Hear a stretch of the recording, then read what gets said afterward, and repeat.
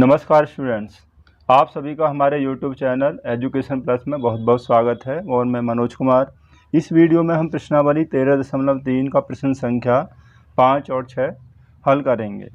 तो प्रश्न संख्या 5, इस प्रश्न में हमें दिया हुआ है कि एक बेलनाकार बर्तन है जो आइसक्रीम से पूरा भरा हुआ है। अब उस बर्तन का जो व्यास है वो 12 सेंटीमीटर है और ऊंचाई है 15 सेंटीमीटर। अब इस आइसक्रीम को 12 सेंटीमीटर ऊंचाई वाले और 6 सेंटीमीटर व्यास वाले शंकुओं में भरा जाना है, जिनका ऊपरी सिरा जो है अर्धगोलाकार है। उन शंकुओं की संख्या बतानी है कि जो इस आइसक्रीम से भरे जा सकते हैं।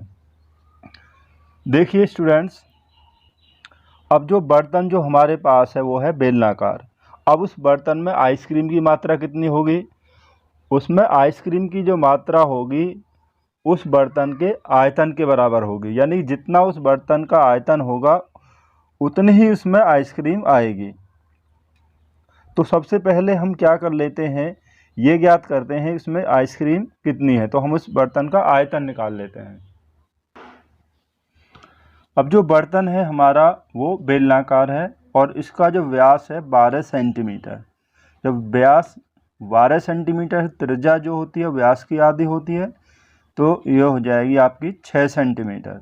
और बर्तन की ऊंचाई 15 सेंटीमीटर, बर्तन की ऊंचाई ये होगी 15 सेंटीमीटर। अब बर्तन में जो आइसक्रीम की मात्रा होगी यानी कि वो बराबर होगी बर्तन के आयतन के बराबर। यानी हम कह सकते हैं कि बर्तन में भरी आइसक्रीम का आयतन बराबर बर्तन का आयतन, क्योंकि किसी भी बर्तन में कोई वस्तु उतनी ही भरी जा सकती है जितना उसका आयतन होगा। अब हमारा जो बर्तन है वो बेलनाकार है, तो इसका आयतन हो जाएगा पाई आर स्क्वायर एच, क्योंकि बेलन का आयतन होता है पाई आर स्क्वायर एच। तो पाई आर स्क्वायर, अभी हम पाई की वैल्यू यहाँ नहीं रख रहे हैं।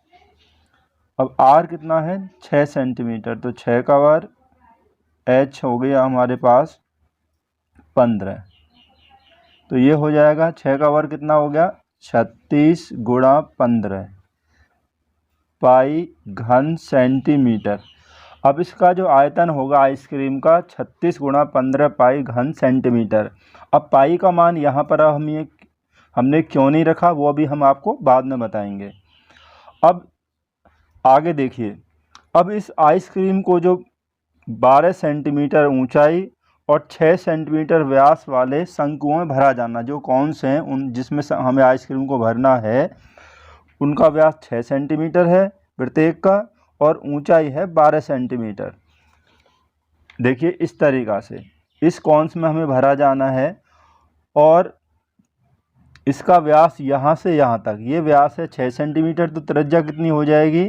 व्यास की आधी यानी कि 3 सेंटीमीटर त्रिज्या हो जाएगी। और इसका जो शंक्वाकार भाग है ये है आपका 12 सेंटीमीटर ऊंचा। जब आइसक्रीम को भरा जाएगा तो ऐसे ऊपरी भाग जो होगा वो इसका अर्धगोलीय होगा। अब इसकी भी त्रिज्या 3 सेंटीमीटर हो जाएगी, क्योंकि ये इसमें कॉमन है। जो त्रिज्या आपकी शंक्वाकार भाग की है वही त्रिज्या इस अर्धगोलीय भाग की होगी। अब एक कोन में कितनी आइसक्रीम भरी जा सकती है? तो उसका जो आयतन होगा इस शंक्वाकार भाग का आयतन प्लस अर्धगोलीय भाग के आयतन के बराबर होगा। तो पहले हम ये ज्ञात कर लेते हैं कि एक कोन में कितनी आइसक्रीम आएगी। अब जब हमें ये पता हो जाएगा कि एक कोन में आइसक्रीम की मात्रा इतनी होगी, भरी जाने वाली जो आइसक्रीम है उसकी मात्रा ज्ञात होगी, तो पूरे जो आइसक्रीम है उसमें एक कोन में भरी आइसक्रीम की मात्रा से भाग देने पर हमें कोन्स की संख्या प्राप्त हो जाएगी। तो हम पहले एक कोन में भरी आइसक्रीम की मात्रा ज्ञात कर लेते हैं। तो देखिए, एक कोन के लिए जिसमें आइसक्रीम भरी जानी है उसके शंक्वाकार भाग का व्यास बराबर है अर्धगोलीय भाग के व्यास के बराबर, और वो है 6 सेंटीमीटर। तो इन दोनों भागों की जो त्रिज्या हो जाएगी, जो उभयनिष्ठ है, तो वो त्रिज्या हो जाएगी व्यास की आधी यानी कि 3 सेंटीमीटर। और शंक्वाकार भाग की ऊंचाई जैसा मैंने आपको अभी बताया था, तो त्रिज्या ऊंचाई होगी वो 12 सेंटीमीटर। अब एक कोन में जो भरी आइसक्रीम की जो मात्रा होगी, यानी उसमें एक कोन में कितनी आइसक्रीम आएगी, तो वो होगी आपकी शंकु आयताकार भाग का आयतन और प्लस अर्धगोलीय भाग का आयतन। देखिए यहाँ पर इस तरीके से अभी मैंने आपको बताया है, जब इसमें एक कोन में जो आइसक्रीम की जो मात्रा होगी, क्योंकि आइसक्रीम इस शंक्वाकार भाग इसमें भरी जानी है, और फिर ऊपर से इसको ऐसे भरकर अर्धगोलीय के रूप में भरा जाएगा। तो शंक्वाकार भाग का आयतन प्लस अर्धगोलीय भाग का आयतन होगा। अब शंकु का आयतन इधर कर लेते। शंकु का आयतन होता है 1/3 पाई आर स्क्वायर एच, और अर्धगोले का आयतन होता है 2/3 पाई आर की 3। तो ये आयतन हो गया। अब यहाँ पर पाई आर स्क्वायर दोनों ही भागों में कॉमन है, क्योंकि दोनों ही भागों की जो त्रिज्या है वो समान है, तो हम यहाँ कॉमन ले लेते हैं। पाई आर स्क्वायर हमने कॉमन ले लिया, तो यहाँ पर बचेगा 1/3 एच, और यहाँ बच जाएगा 2/3। आर की 3 है तो यहाँ पर बच जाएगा आर। कॉमन लेने से क्या होगा कि हमारी जो कैलकुलेशन है कुछ आसान हो जाएगी। पाई का मान अभी हम यहाँ पर नहीं रखते हैं, और आर हमारे पास है 3 सेंटीमीटर, ये 3 सेंटीमीटर, तो 3 का वर्ग, तो 1/3 एच, यहाँ पर इस शंक्वाकार भाग की ऊंचाई जो हमें दी हुई है 12 प्लस 2/3, और आर हो गया यहाँ पे 3। अब हम इसको कैलकुलेट कर लेते हैं। 3 का वर्ग हो गया यहाँ पर 9, तो ये हो गया 9 पाई। 3 से हम इस 12 को 4 बार कैंसिल कर देंगे, 4 बन जा 4, प्लस इस 3 से 3 कैंसिल हो जाएगा, तो यहाँ पे बचेगा 2। तो अब हमारे पास यहाँ हो गया 4 और 2, यहाँ पर 6 हो गए, तो 9 पाई गुणा 6, यानी कि 9 गुणा 6, ये हो गया 54 पाई घन सेंटीमीटर। तो हमारा जो एक कोन है उसमें जो भरी आइसक्रीम की मात्रा या उसका आयतन 54 पाई घन सेंटीमीटर हो गया। अब हमें ये निकालना है कि कितने कौन्स भरे जा सकते हैं। तो जो हमारी इसका जो आयतन है, कुल आइसक्रीम का जो आयतन है, यानी बर्तन में जितनी आइसक्रीम है उसके आयतन को यदि हम एक कोन में भरी आइसक्रीम के आयतन से भाग देंगे तो हमें कौन्स की संख्या प्राप्त हो जाएगी। तो शंकुओं यानी कि कौन्स की संख्या जिसमें आइसक्रीम भरी जा सकती है, तो कुल आइसक्रीम का आयतन बटे एक कोन में भरी आइसक्रीम का आयतन, यानी कि जो कुल आइसक्रीम की मात्रा हमें इतना दिया हुआ है, मतलब जो हमने कैलकुलेट किया है, और एक कोन में भरी आइसक्रीम का जो आयतन या मात्रा वो ये हो गई। तो हम इसको कैलकुलेट कर लेते हैं। तो पाई से यहाँ पाई कैंसिल कर लेंगे। अब 18 से हो जाएगा 36, 2 बार हो जाएगा, और 54 हो जाएगा आपका 3 बार। 18 दूनी 36, 18 3 54। अब हम इस 3 से इस 15 को कैंसिल कर लेंगे, 3 पंजे 15। नीचे हमारे पास कुछ नहीं बचा, ऊपर 2 गुणा 5, तो 2 पंजे 10। तो कितने कौन्स भरे जा सकते हैं? 10 कौन्स या शंकु। तो यहाँ पर उस आइसक्रीम से 10 कौन्स भरे जा सकते हैं। देखिए इसी प्रश्नावली का प्रश्न संख्या 6 देखिए। प्रश्न में हमें दिया हुआ है कि हमें एक घनाभ बनाना है जिसकी लंबाई 5.5 सेंटीमीटर, चौड़ाई 10 सेंटीमीटर और ऊंचाई 3.5 सेंटीमीटर है। तो इस घनाभ को बनाने के लिए हमें चांदी के कितने सिक्कों को पिघलाना पड़ेगा, जबकि एक सिक्के का व्यास 1.75 सेंटीमीटर और उसकी जो मोटाई है वो 2 mm यानी कि मिलीमीटर दी हुई है। तो देखिए पहले आपको ये कंसेप्ट समझना है, जब किसी चीज़ को पिघलाकर दूसरी वस्तु बनाई जाती है और उसकी संख्या ज्ञात करनी है, तो जो वस्तु पिघलाई गई है उसके आयतन से हमें जो बनाया गया है उसके आयतन में भाग देने पर संख्या प्राप्त हो जाती है। अब यहाँ पर आप इसको ऐसे समझिए, यहाँ पर सिक्कों को पिघलाया गया है और घनाभ बनाया गया है और हमें सिक्कों की संख्या ज्ञात करनी है। तो हम घनाभ के आयतन को एक सिक्के के आयतन से भाग देंगे तो हमें सिक्कों की संख्या प्राप्त हो जाएगी।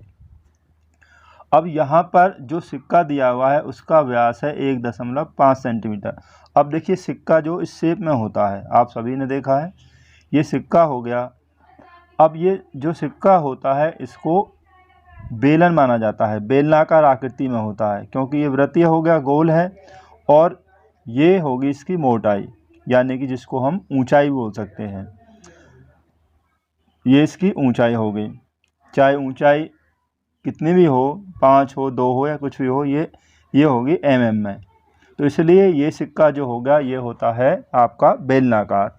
अब सिक्के का जो व्यास है 1.75 सेंटीमीटर। हम यहाँ पर इसको पॉइंट को ख़त्म करेंगे तो ये हो जाएगा 175/100, क्योंकि यहाँ पर दशमलव के बाद हमें 2 अंक दिए हुए हैं, तो इसलिए बटा 100 हो गया। अगर दशमलव के बाद 1 अंक होता तो बटा 10 हो जाता। अब हम इसको कैंसिल करके थोड़ा आसान कर सकते हैं। 25 से 7 बार, 25 7 175 और 25 चौके 100, तो ये हो गया 7/4 सेंटीमीटर।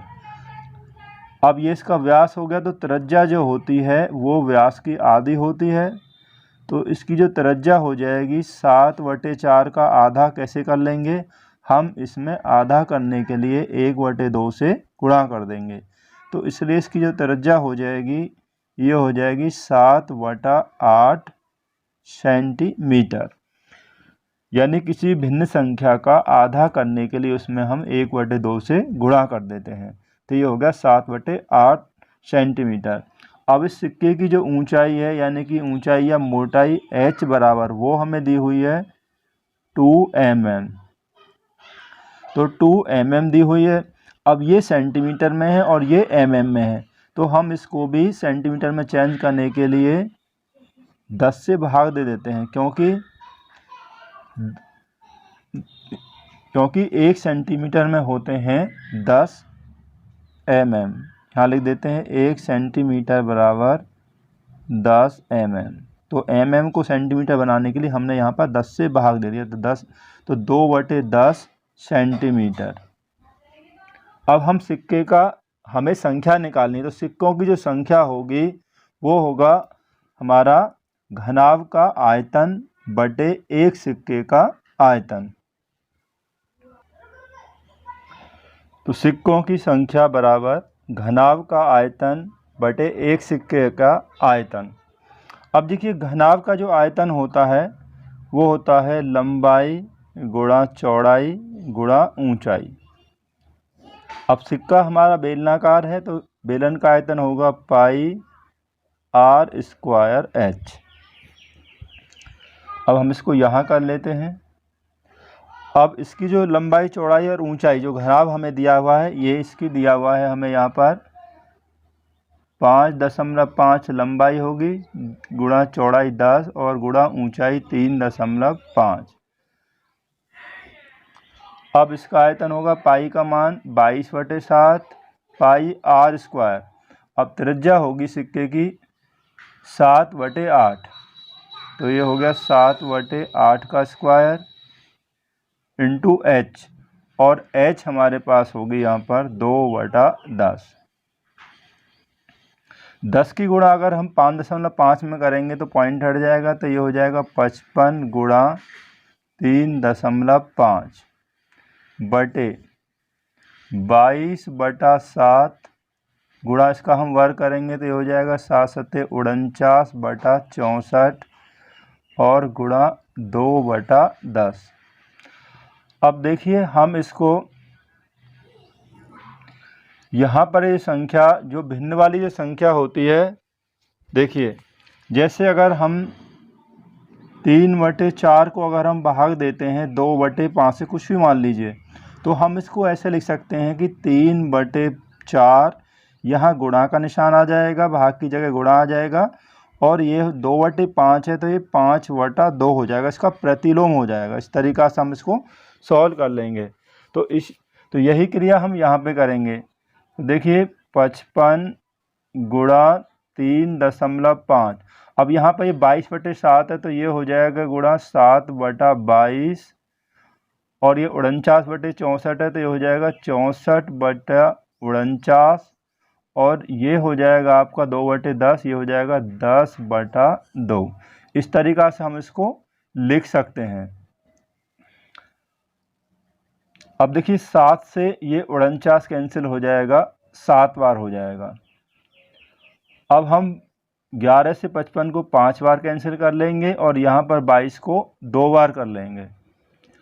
अब देखिए 10 गुणा 3.5, अगर 3.5 को 10 से गुणा करेंगे तो पॉइंट हट जाएगा, तो आएगा 35 गुणा ये 5 और गुणा यहाँ पर बच गया आपका 64 बटा, यहाँ पर केवल देखिए 5, 3.5 को 10 से गुणा करेंगे तो ये 35 हो जाएगा गुणा 64, और नीचे बचा हमारे पास 2 गुणा 7 गुणा 2, यानी कि 2 दूनी 4, 4 गुणा 7। अब 7 से हम इस 35 को कैंसिल कर लेंगे 5 बार, और 4 से ये कैंसिल हो जाएगा 64, ये हो जाएगा आपका 16 बार, 16 चौके 64। 5 गुणा 5 ये हो गया 5 गुणा 5 25, और 25 से अगर हम 16 का गुणा करेंगे तो ये हो जाएगा 400, यानी कुल सिक्कों की जो संख्या आ जाएगी वो होगी 400 सिक्के। यानी इस घनाव को बनाने के लिए हमें 400 सिक्कों को पिघलाना पड़ेगा। बस आपको एक बात ध्यान रखनी है, अगर हमें संख्या पूछी जाएगी तो जो वस्तु बनाई गई है, जैसे यहाँ पर बनाया गया है घनाव, तो उसके आयतन को जो पिघलाया गया है, जैसे यहाँ सिक्का पिघलाया गया, सिक्के के आयतन से भाग दे देंगे संख्या ज्ञात करने के लिए। लेकिन यदि हमें त्रिज्या या ऊंचाई पूछी जाएगी तो दोनों वस्तुओं के आयतन बराबर रख देंगे, यानी उनके आयतनों में हम कंपेयर करेंगे।